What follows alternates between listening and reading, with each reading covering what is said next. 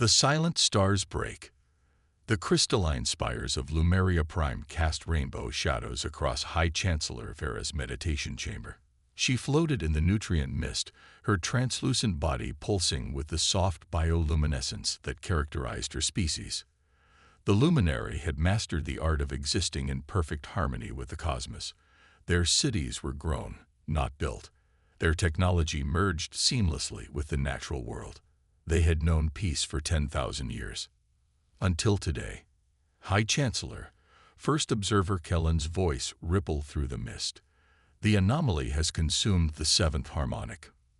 Vera's light dimmed momentarily, the equivalent of a human closing their eyes in grief. The seventh harmonic had been home to millions of her people. How long did the barrier hold? 3 standard cycles.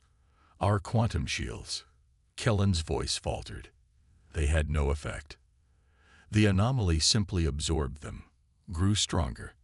Like all the others, the luminary had encountered the first quantum anomaly 2 months ago.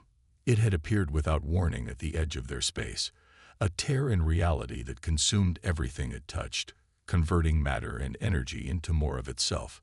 Their scientists had no explanation for its existence or its apparent intelligence. It moved with purpose, targeting populated worlds while ignoring lifeless ones. 6 colony worlds had already fallen. Now 7. Show me the projection models, Vara commanded, her body shifting through shades of deep blue, the color of decision among her kind. The chamber filled with a holographic display of luminary space. Red markers indicated fallen worlds, while a spreading darkness showed the anomaly's predicted path. According to the model, it would reach Lumeria Prime in less than 60 cycles. We've tried everything in our power, Kellen said. Our most advanced quantum technologies only seem to strengthen it. Our evacuation ships can't outrun it. We are. The word seemed to pain him. Helpless. Vera studied the model, her mind racing through possibilities. The luminary were among the most technologically advanced species known to exist. Their mastery of quantum mechanics and energy manipulation had allowed them to reshape solar systems, but their peaceful evolution had left them ill-equipped for this kind of threat. They had no weapons, no defenses designed to destroy rather than harmonize. What about the other spacefaring races? She asked. The Zen Collective is too far to reach us in time. The Miriari are facing their own crisis with their dying sun. The Graph.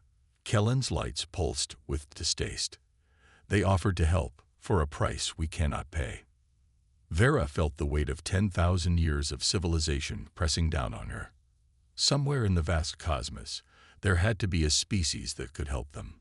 Someone who could think differently, act differently. There is one other possibility, Kellen said hesitantly, but you won't like it. At this point, First Observer, I would welcome a suggestion from a quantum slug. The humans. Vera's body flashed brilliant white in surprise. Earth, the Deathworld species. They're the closest spacefaring civilization that might have the capability to help. Their system is only 20 light cycles away. The humans are. Vera searched for the right word. Primitive. Their civilization is barely 1,000 years old. They still use combustion technology alongside their quantum drives. Yes, Kellen agreed. And they're violent, unpredictable, and their biology is so dense they can survive conditions that would destroy our entire species. They're everything we're not. Exactly why we've avoided contact with them for so long. Vera watched another simulation of the anomaly spread. At its current rate, it would consume not just the luminary worlds, but continue on to threaten dozens of other civilizations, including, eventually, Earth. Their very primitiveness might be an advantage, Kellen pressed. They think differently than we do. They've evolved to survive hostile conditions, to fight against overwhelming odds, and despite their violent nature, there are records of them helping other species. Vera remembered the reports. Humans had a peculiar habit of intervening when they encountered species in distress, often at great risk to themselves. Their help wasn't always elegant or sophisticated, but it was usually effective. How would we even contact them? Our communication methods are vastly different. They still use radio waves, Kellen said, managing to make it sound like both a criticism and a hope. We can send a message they'll understand. But we must decide quickly. The anomaly's rate of expansion is increasing with each world it consumes. Vera's body cycled through colors as she considered the options: contact a violent, primitive species and trust them with the fate of her civilization, or watch her people be consumed by an unstoppable force of nature. Send the message, she decided. Send it in every format they might understand. Tell them. She paused, considering what might motivate such a species to help them. Tell them that the fate of multiple civilizations hangs in the balance. Tell them we offer knowledge and resources in exchange for their help. And tell them, yes, High Chancellor.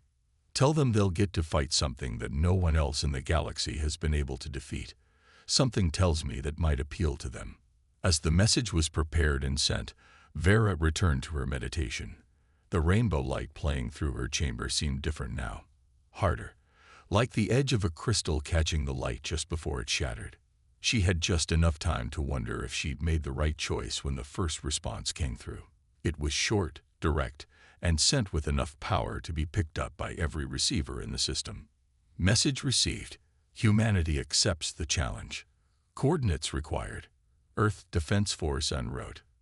And for the first time since the anomaly had appeared, Vera felt something that her species had almost forgotten how to feel: hope tempered with fear. The Deathworlders were coming. Whether that would prove to be their salvation or merely a different kind of doom remained to be seen. What darkness fears?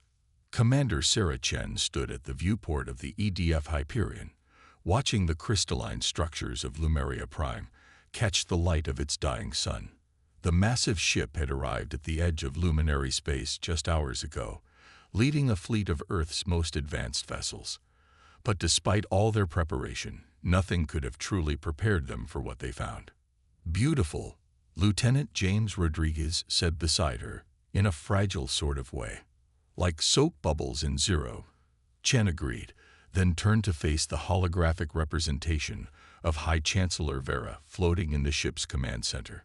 The luminary leader's translucent form shifted through patterns of light that the ship's AI was still learning to interpret as emotional expressions. Your structures, Chen said, they're grown from some kind of crystal-organic hybrid. Yes, Vera's translation came through their comms. We shape reality at the quantum level, encouraging matter to arrange itself in harmony with our needs. Her form flickered. Or we did, until the anomaly began consuming our worlds. Chen nodded, watching the tactical display showing the anomaly spread. 7 worlds gone, with more in its path. The luminary's quantum-based technology had proven worse than useless against it, which was exactly why Earth had sent their most unorthodox commander and crew. Permission to dock and establish a ground team. Chen asked. We need to see this thing up close. Granted, Vera replied, though we must warn you.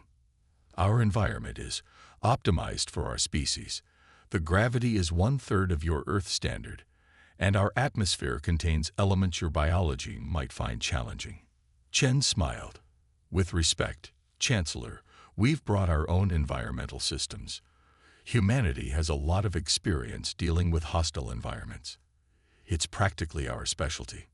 The docking procedure went smoothly, despite the vast technological differences between their species.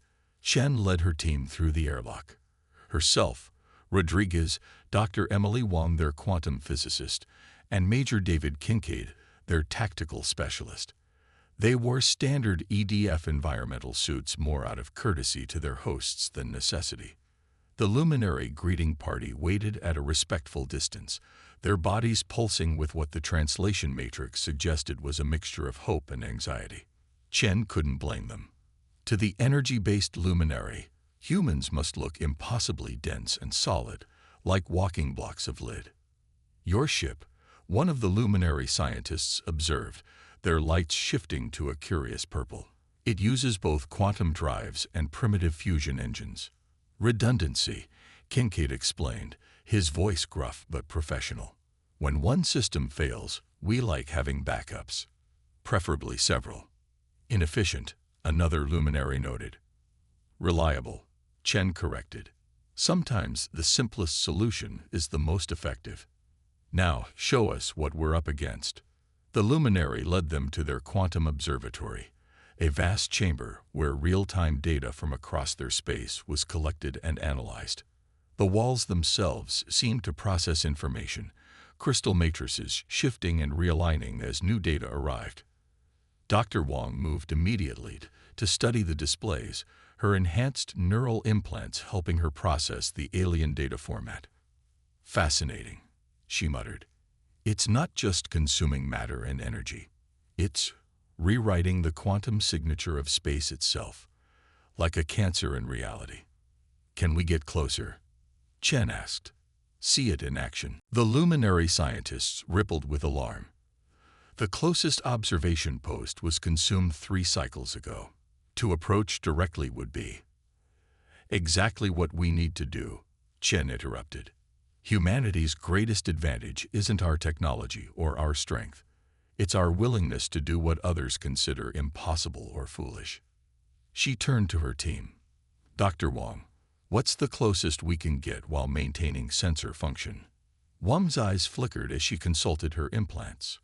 With our shielding, maybe 50,000 kilometers. Any closer and the quantum distortion would fry our systems. Unless, Rodriguez stepped forward, his engineering mind racing. The luminary's quantum tech gets absorbed and strengthens it, right? But our primitive shields, running on good old-fashioned electromagnetic fields, might be too simple for it to process. Wang finished, excitement building. Commander, if we combine our basic shielding with the luminary's quantum sensing ability. Chen smiled. This was why Earth had sent this team. Not because they were the strongest or the most advanced, but because they could think laterally, combine seemingly primitive solutions with advanced technology in ways more established civilizations might never consider. High Chancellor. Chen turned to Vera. We're going to need a volunteer from your science team. Someone willing to work directly with humans to modify our equipment. We're about to try something either brilliant or spectacularly stupid. Vera's form shifted through several colors before settling on a determined blue. You will have whatever resources you require. But tell me, Commander Chen, how can you be so casual about risking your lives? Chen's expression softened slightly. Chancellor, humanity evolved on a world that tried to kill us every day. We survived ice ages, predators, natural disasters, and our own worst mistakes. We learned to run toward danger when necessary, to face the impossible with determination instead of fear. She gestured to the tactical display showing the spreading anomaly. This thing is counting on species being rational, on them running away or trying to fight it with pure technology. We're going to show it something different. And what is that? Human stubbornness. Chen replied with a grim smile. We're going to walk right up to this quantum cancer of yours and punch it in its metaphysical face. The luminary observers flickered with a mixture of horror and fascination. They had called for help from the Deathworlders, and now they were getting exactly what they asked for. The question was, would humanity's unconventional approach be enough to stop an enemy that defied the laws of physics itself? As Chen watched her team begin their preparations, she felt the familiar surge of adrenaline that came before any dangerous mission. They were about to attempt something that no species in the galaxy would consider sane. In other words, it was just another day for humanity. Stars don't bleed. The EDF Hyperion hung in space at the edge of the quantum anomalies event horizon, its modified shields crackling with a combination of electromagnetic energy and luminary quantum fields. On the bridge, Commander Chen watched as the darkness writhed before them, a cancer in the fabric of reality itself. Shields holding at 60%, Rodriguez reported from his station. Next to him, the luminary scientist Kellen pulsed with nervous light as they monitored the quantum readings. The hybrid defense system is working better than expected. Dr. Wang. Chen turned to her quantum physicist, who stood surrounded by holographic displays showing incomprehensible data streams. It's incredible. Wang breathed, her neural implants processing information faster than any unaugmented human could manage. The anomaly isn't just consuming reality, it's rewriting it. Like it's trying to impose a different set of physical laws on our space. Hostile terraform at the quantum level, Major Kincaid grunted. But terraforming implies purpose, intelligence. A new alert blared through the ship.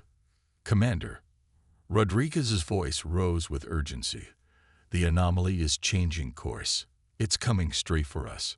Chen's eyes narrowed. Full power to the hybrid shields. Dr. Wang, what are you seeing? The quantum signature. It's shifting, almost like it's curious about us. Wang's augmented eyes flickered as she processed the data. Wait, every time it encounters our hybrid shields, there's a momentary pause in its expansion, like it's trying to understand what it's touching. Because we're combining technologies it already knows how to absorb with something more primitive. Chen asked. No, Wang's voice took on an odd tone. Because we're here. It's our presence, our consciousness, that's causing the disruption. The ship shuddered as the anomaly pressed against their shields. Through the viewport, Chen could see the darkness trying to wrap around them, probing for weaknesses. But where it touched their hybrid shields, tiny motes of normal space remained, refusing to be converted. Kellen. Chen turned to the luminary scientist. Your people are partially energy-based. Your consciousness exists as much in quantum states as it does in physical form. Could that be why the anomaly affects you so severely? Kellen's form rippled with realization. Yes, yes. We exist in harmony with quantum fields. Our minds are entangled with the fabric of space itself. When the anomaly rewrites space, it rewrites you, Wang finished. But human consciousness is different. We're locked into our dense, primitive biology. Our minds are insulated from quantum effects. Chen felt a plan forming. Rodriguez, push us closer. I want to test something. Commander, Kincaid warned. Shields are at 40%. Noted. Dr. Wang, route your neural feed through the ship's quantum sensors. I want you to try to think at it. I'm sorry, you want me to what? Your neural implants operate on both digital and quantum levels. If human consciousness disrupts it, let's give it a focused dose. Wang nodded slowly, understanding. She closed her eyes, connecting her augmented mind directly to the ship's systems. The hybrid shields flickered, then stabilized as they began carrying not just energy, but the patterns of human thought. The effect was immediate. Where Wang's consciousness touched the anomaly, space remained normal. The darkness recoiled like water from oil. It's working, Rodriguez exclaimed. Then, wait, something's wrong. The anomaly, it's changing again. The viewport filled with impossible colors as the quantum distortion twisted into new configurations. Alert klaxons blared throughout the ship as sensors detected massive energy spikes.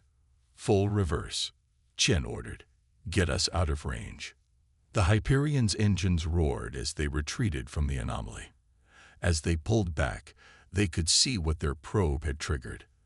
The darkness was forming into distinct shapes, like a storm cloud trying to become solid. By all known physics, Kellen pulsed rapidly. This shouldn't be possible. It's adapting, Wang said grimly. Learning. Whatever this thing is, it's intelligent. And now it's trying to find a form that can interact with us directly. Chen watched as the shapes became more defined. They were angular, crystalline, like the luminary's architecture, but wrong somehow. Anti-geometric. It's copying us, she realized, taking forms from our minds as it reads us, but imperfectly. Commander, Kincaid's tactical display lit up with new alerts. We're picking up similar transformations at every point where the anomaly touches populated space. It's not just changing here, it's changing everywhere. Chen felt the weight of the situation settling onto her shoulders. They'd sought to understand their enemy and had succeeded, only to find that their enemy could understand them back. The anomaly wasn't just a mindless force of nature. It was something else, something that had been waiting in the dark between stars, learning and growing stronger with each civilization it encountered. "Get me a channel to Earth Command," she ordered. "And tell the Luminary High Council we need every scrap of data they have on consciousness transfer and quantum computing. We're not just fighting for territory anymore." "What are we fighting for, Commander?" Rodriguez asked quietly. Chen watched the twisted shapes continuing to form in the darkness ahead of them. "Reality itself, Lieutenant, and we just showed our opponent how to bridge the gap between our worlds." As the Hyperion retreated to a safe distance, the crew could only watch as their discovery reshaped the nature of the conflict. They had come seeking to save the Luminary from extinction. Now they faced the possibility that they had awakened something that threatened not just one species, but the fundamental nature of consciousness itself. The war for reality had begun, and humanity's greatest strength, their unique form of consciousness, had just become both their deadliest weapon and their greatest vulnerability. The weight of light. The crystalline halls of Lemuria Prime had become a strange fusion of two civilizations. Human engineers worked alongside luminary scientists, their equipment looking crude and primitive next to the elegant quantum technology of their hosts. But it was working. Commander Chen stood before the combined Council of Earth Defense Force, on luminary leadership, her uniform bearing the marks of recent battles. "The anomaly has consumed 3 more systems since its evolution," she reported. "But we've confirmed our theory. Human consciousness, properly focused, can create zones where its influence cannot penetrate." The tactical display showed the current state of the conflict. The darkness had spread, but now it moved with purpose, forming crystalline structures that mimicked both human and luminary architecture in twisted ways. Where before it had simply consumed, now it created warped versions of reality that followed alien laws of physics. "The consciousness transfer technology is ready," High Chancellor Vera announced, her form shimmering with determination. "Though I must again express our concern about the human volunteers. The neural load will probably kill us," Dr. Wang interrupted calmly. She stood next to Chen, her neural implants now visibly glowing beneath her skin. "We know. We've accepted the risk." The plan was both brilliant and desperate. The Luminary had technology that could transfer consciousness into quantum states, allowing their energy-based forms to travel through space itself. They would modify it to work with human minds, creating a network of consciousness that could theoretically stabilize space against the anomaly's influence. The first test runs were successful, Rodriguez added from his station. "Small scale, obviously, but we managed to create a stable zone about 1 kilometer wide. The anomaly couldn't penetrate it." "At the cost of nearly burning out the volunteer's mind," Kincaid growled. The Major had opposed this plan from the start, but even he couldn't deny its effectiveness. "We've improved the interface," Wang assured him. "The quantum buffers should give us at least 20 minutes before neural degradation becomes critical, long enough to establish the network." Chen studied the faces around her, human and luminary alike. Everyone knew the cost of failure. The anomaly wasn't just consuming space anymore. It was reshaping it into something that could support its own form of consciousness. If it succeeded, every thinking being in this reality would either be converted or destroyed. "Show them the simulation," Chen ordered. Rodriguez activated the holographic display. It showed their plan in action. A network of human volunteers, their consciousness amplified by luminary quantum technology, creating a web of stabilized space. The normal laws of physics would be reinforced by human thought patterns, too rigid and primitive for the anomaly to corrupt. "We'll need at least 50 volunteers," Wang explained, "stationed at key points throughout luminary space. When we activate the network, it should create a quantum barrier that the anomaly cannot pass." "And the volunteers?" Vera asked softly. "Best case scenario. Severe neural damage. Worst case," Wang shrugged. "But we're dead anyway if this thing isn't stopped. At least this way we go out fighting." The room fell silent. Chen looked at her crew. Rodriguez, Wang, Kincaid. All of them had already volunteered, along with dozens of other humans who understood what failure would mean. "There's something else you should know," Wong added. "The latest data suggests the anomaly isn't natural. The patterns we're seeing, especially since it started evolving, they're too structured. This thing was created, designed to convert normal space into something that could support a different form of consciousness." "A weapon?" Kincaid asked. "Or a terraforming device gone wrong? Or maybe exactly what it was meant to be, a way for some intelligence so alien we can't comprehend it to reshape reality to suit itself. But that's why our plan might work. It wasn't designed to handle consciousness like ours. We're too primitive, too solid." Chen stepped forward. "The network goes active in 6 hours. All volunteers should report to their assigned stations. The Luminary fleet will provide cover while we power up the transfer systems. If this works, we save every thinking being in this sector of space. If it fails," she managed a grim smile, "well, no one will be around to complain about it." As the council dispersed, Vera approached Chen privately. "Commander, Sarah, what you and your people are willing to sacrifice, we will never forget this." Chen nodded. "Just make sure someone records it right. If we pull this off, I want every species in the galaxy to know that humanity's greatest strength wasn't our technology or our weapons. It was our willingness to stand and fight even when physics itself said we should run." The next 6 hours passed in a blur of preparations. 53 human volunteers were positioned throughout luminary space, each connected to a modified consciousness transfer device. Dr. Wong would coordinate from the central facility on Lumeria Prime, using her augmented mind to help stabilize the network. "Ready?" Chen asked from her position in the transfer chamber. As commander, she had insisted on being part of the network. "Ready," came the chorus of responses. Each volunteer was surrounded by luminary technology, their minds about to be stretched across space in ways human consciousness was never meant to endure. "Remember," Wong's voice came through their comm system, "don't fight the pain. Let it flow through you. Focus on who you are, what makes you human. That's what the anomaly can't process." Chen closed her eyes as the transfer sequence began. The last thing she heard was Rodriguez's voice, surprisingly calm. "See you on the other side, Commander. Try not to break reality any more than necessary." Then the pain began, and 53 human minds were stretched across the stars, their consciousness transformed into a barrier against the darkness that sought to unmake everything they had ever known.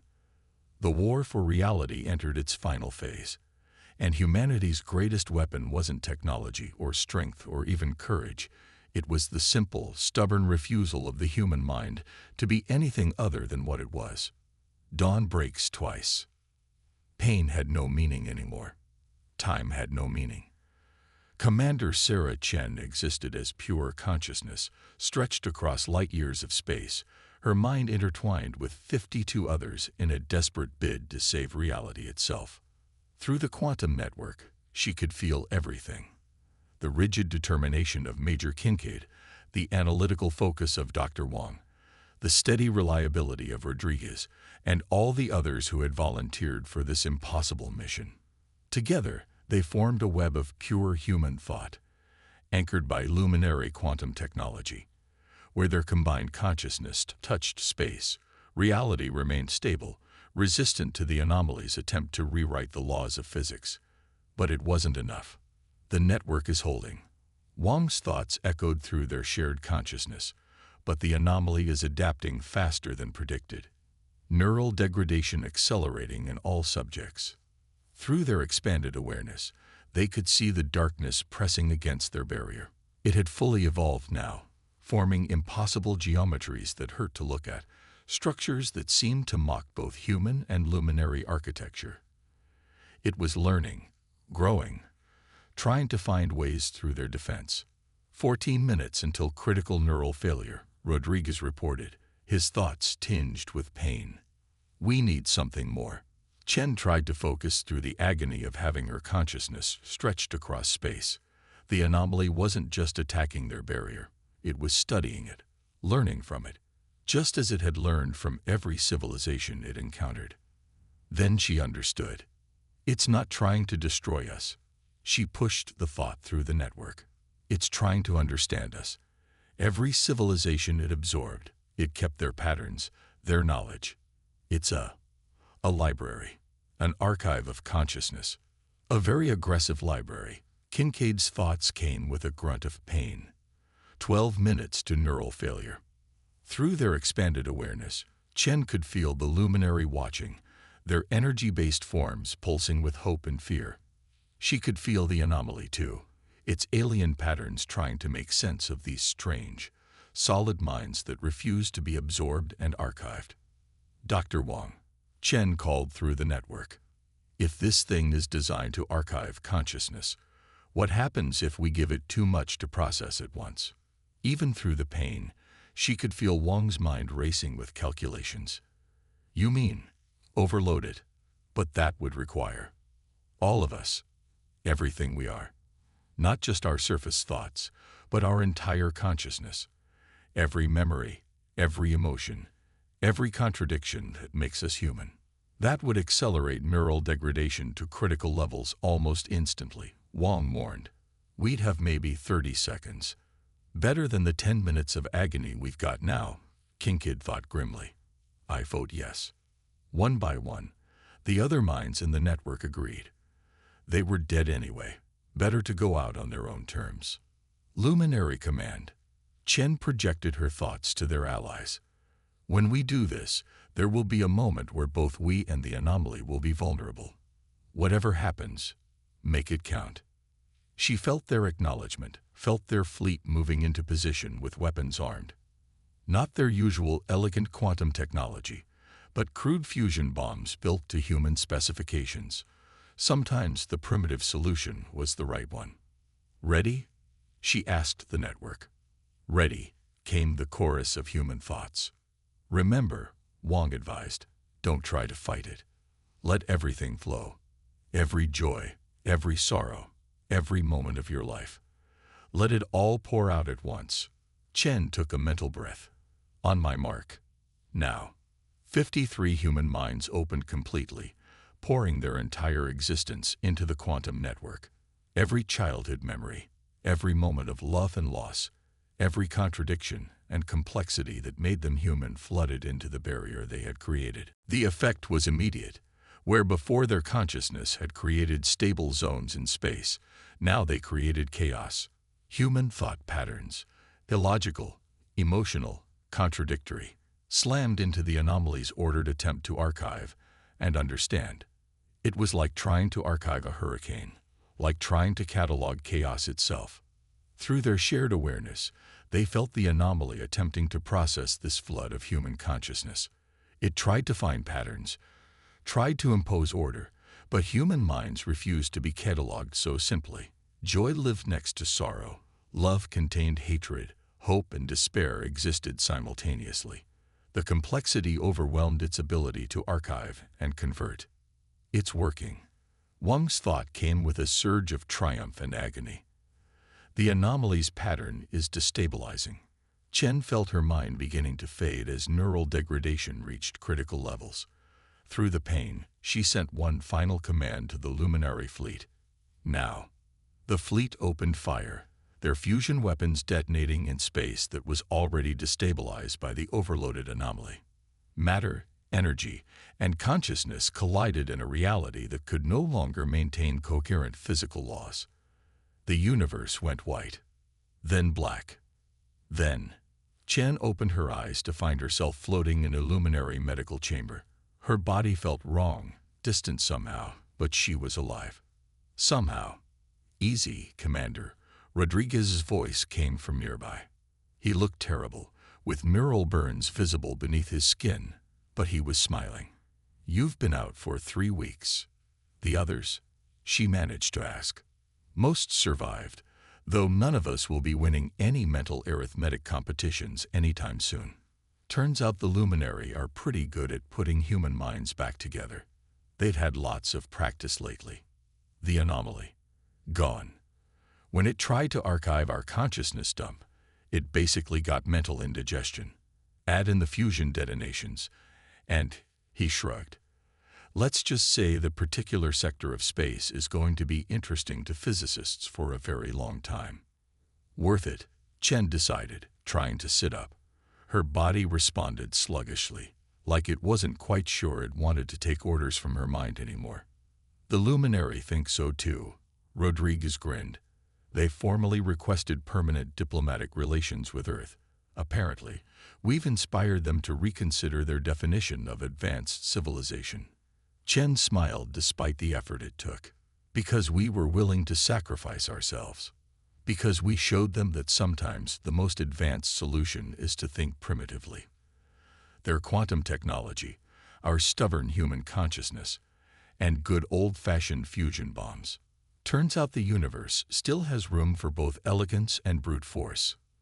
Through the medical chamber's window, Chen could see Lumeria Prime's sun rising. But there was something else too, a second light source, smaller but bright with promise. A new star, she realized, brought in by the luminary to replace the one that had been dying. Two dawns breaking over a civilization that had learned to value both elegance and strength, both quantum harmony and human chaos. Perhaps that was the greatest victory of all. Get some rest, Commander, Rodriguez said, standing to leave. Earth Command wants a full report, and the Luminary High Council is already talking about joint research projects. Apparently, nearly destroying reality together is a great way to start an alliance. Chen closed her eyes, feeling her fractured mind slowly healing. They had faced the impossible and won, not through superior technology or overwhelming force, but through the simple, messy, beautiful complexity of being human. Sometimes the most primitive solution was the most powerful.